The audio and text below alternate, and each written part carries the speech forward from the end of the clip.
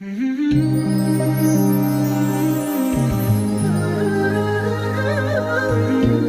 الله الرحمن الرحيم.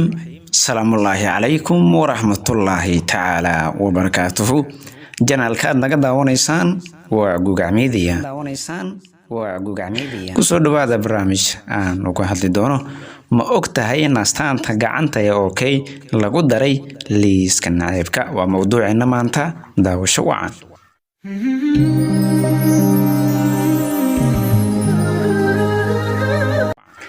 astaanta faraha gacanta lagu sameeyo ee okay ayaa lagu daray liiska waxyaabaha naceebka muujiya. calaamadan ka samaysanta markii la isu saaro iyo suulka oo sidoo kale leh emoji caan ah oo lagu adeegsado baraha bulshada ay dadka qaar u adeegsadaan astaanta lagu muujiya gacan sarreynta dadka cadaanka ah ee adduunka. uu sheegay la dagaalamo meel ka dhaca loo adeegsado luqadaha oo magaciisa loo soo gaabiyo ADL, laakiin hay-ad Mareykan fadhigeedu yahay oo samaysa ololaha dagaalanka naceebka ayaa sheegtay in isticmaalka xad-dhaafka ah ee astaantan ay dadka qaar ku muujiyaan inay ladan yihiin. waxaa laga aaminsan yahay in astaanta farta iyo suulka ee okay markii ugu horeysay lagu adeegsaday gudaha Britain qarnigii 17aad.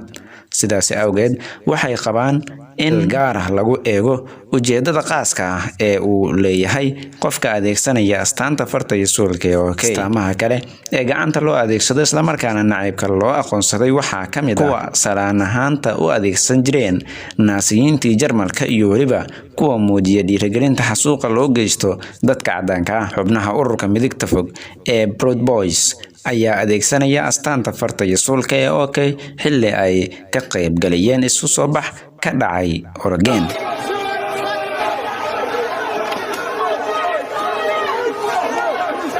ururka la dagaalanka meelka dhaca loo adeegsado astaamaha luqadaha ayaa ololahooda loo bixiyay naceebka muuqda bilaabay sanadkii 2000 iyagoo ujeedadooda ay ahayd in dadka ay baraan calaamadaha xagjirnimada ah. astaamaha naceebka loo tixgeliyay waxaa hadda ay kor u sii dhaafayaan ilaa 200 oo astaamood.